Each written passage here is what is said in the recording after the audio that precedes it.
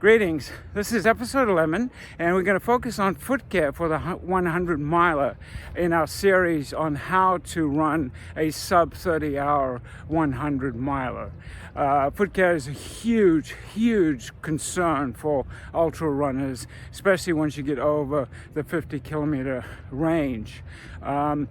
Statistic that might be interesting to you is that about 35 to 40% in any given race of runners who do not finish cite foot care problems as the reason for withdrawing or not qualifying at some cutoff. So it's a huge problem, as as many of you know. We've all had those issues, and I'll look at some of them in a second. The stakes are so high. For many of us, we run anywhere from 800 to 1,200 miles in preparation, and that's just in the distance training. Your base training before that might be another 400 or 500 miles. So you could be looking at 2,000 miles, and some people more, in preparation. But every step that you take in those 1,000 to 2,000 miles is a step that puts pressure on your feet, and so you can understand why it's such a big problem. You put so much time into running, and all those long hours, and to be fit enough and to have the stamina and all that, and then to still not finish the race because of your feet. That's almost depressing. But I've seen many runners who have been quite fit and probably better trained than myself, take themselves out of races, and it's sad. So let's look at some of the main reasons that we end up having to treat with foot care problems. Blisters obviously are very important to avoid. They start usually as a hot spot, so you notice them early. You've got to get on it. You've got to fix it right then and there. A lot of us don't want to take the 5 minutes it's going to take to really, put a Band-Aid on it or some duct tape. So just because we wouldn't spend those 5 minutes, we end up not finishing the race. It's not worth it. Suck it up, tape it up, deal with it as it starts to be sensitive before it becomes a blister. But once it's a blister, obviously you got to take some more drastic action. And right there, I'm seeing more and more people using duct tape now. Obviously, you might lance the blister if it needs to be lanced. If not, but you put some padding on, put some duct tape over that. That's going to stick like glue. There's no way that's coming off, and it's nice and smooth, so there's less friction in the area as well. So I'm going to be trying that on my training sessions coming up.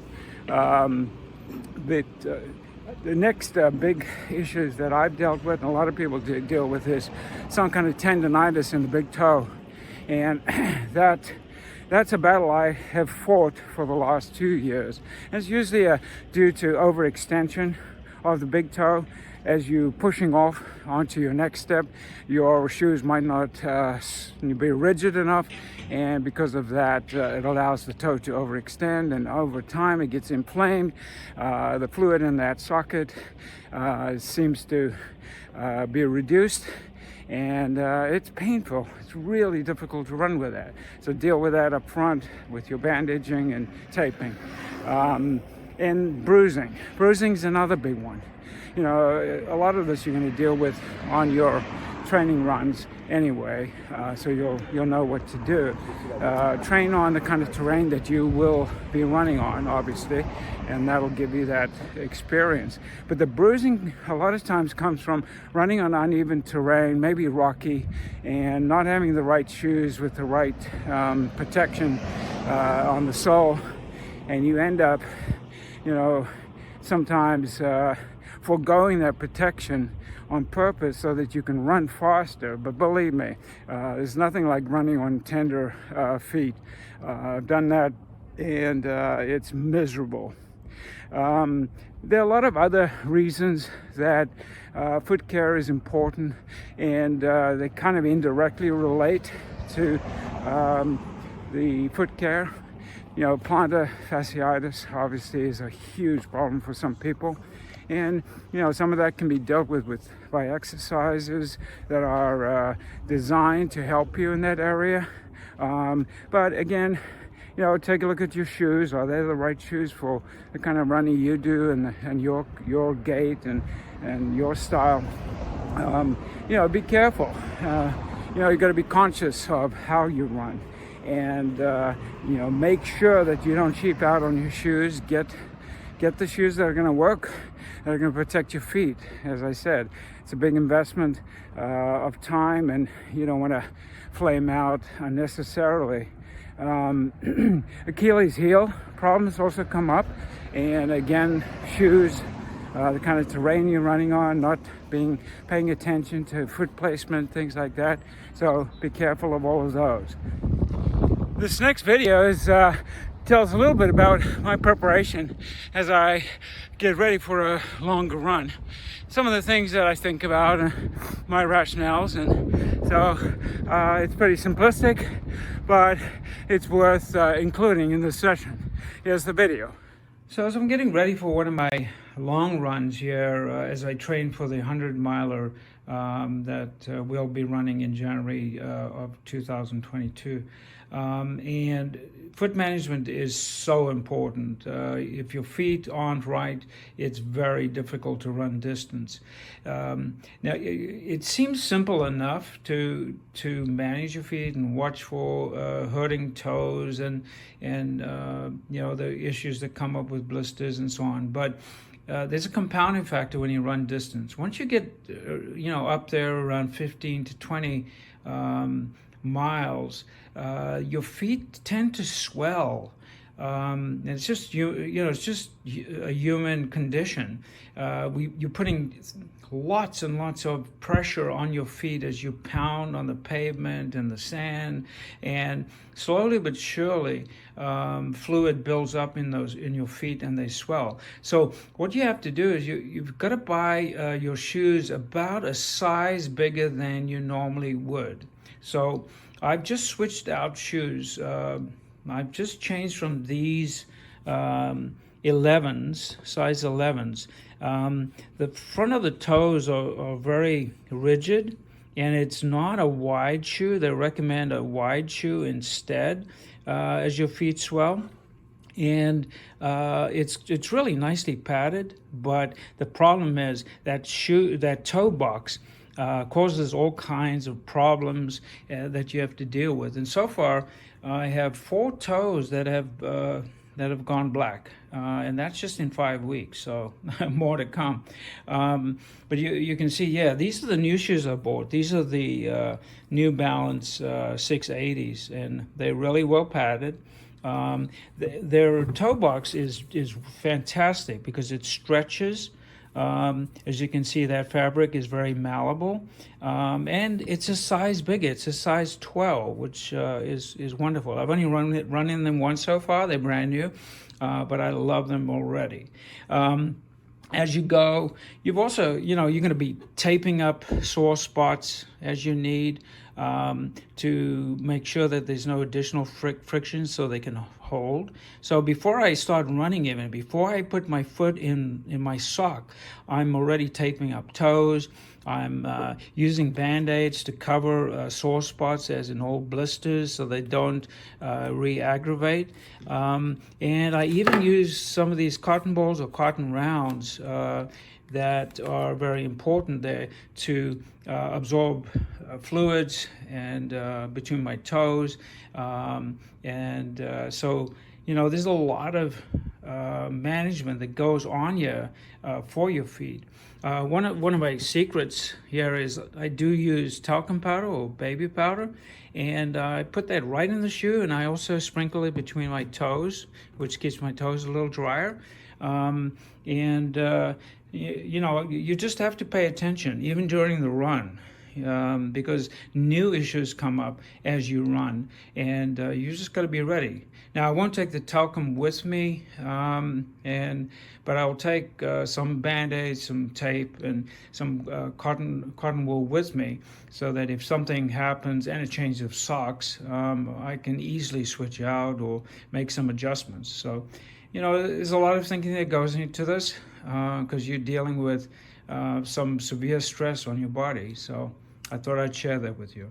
I was ready, as you can see, and so should you be. And you can only learn that by going through the training and doing the right things, and doing research and watching videos like this. And it's a serious endeavor, and the more serious you are about taking care of yourself preventively, the more likely it is you'll have a more pleasant time where you can have fun and you don't have to be so serious. The rewards are tremendous.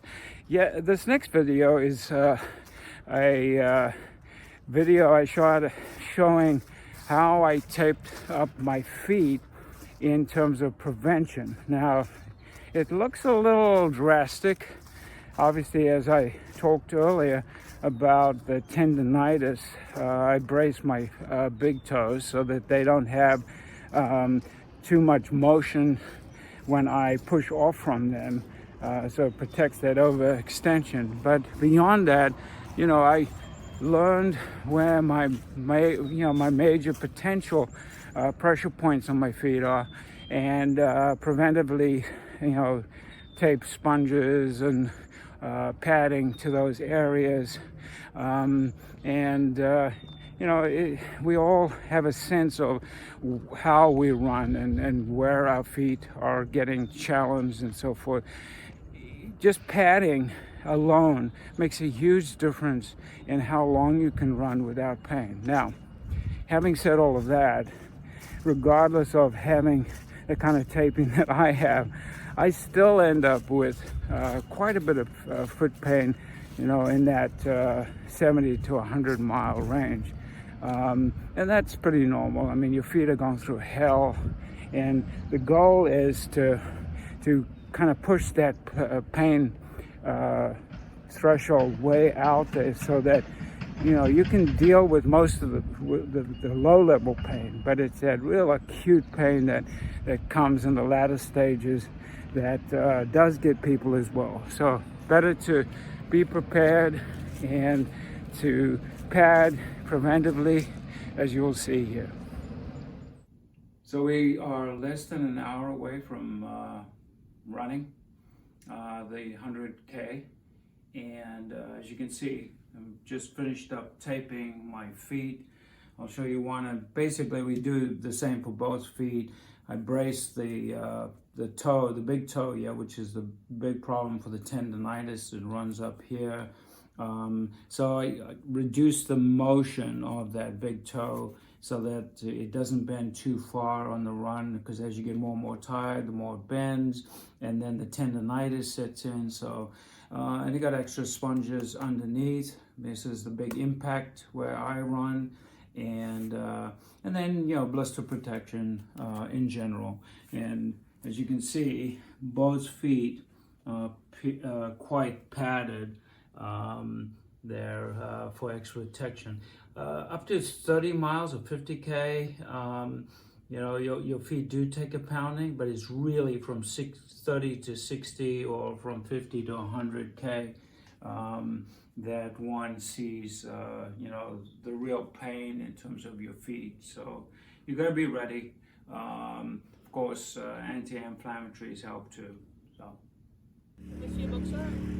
I know that must look very painful, and you must be asking yourself, why in the hell would he do that?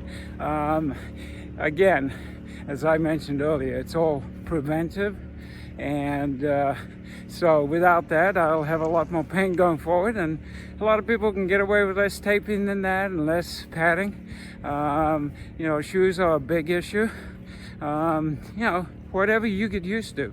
But there are methods where you can address and maybe protect yourself longer into the run and but there is no avoiding the pain. You will end up with foot pain.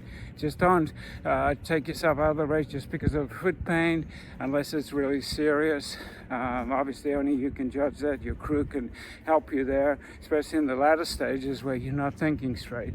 So pay attention every step of the way and make good decisions. So that's the end of the 11 episode, and so stay tuned for 12, the final segment, and we are almost through, and you are well on your way to mastering the 100 if you can apply all these lessons. And I'm so glad you joined us. Please subscribe and watch the final episode.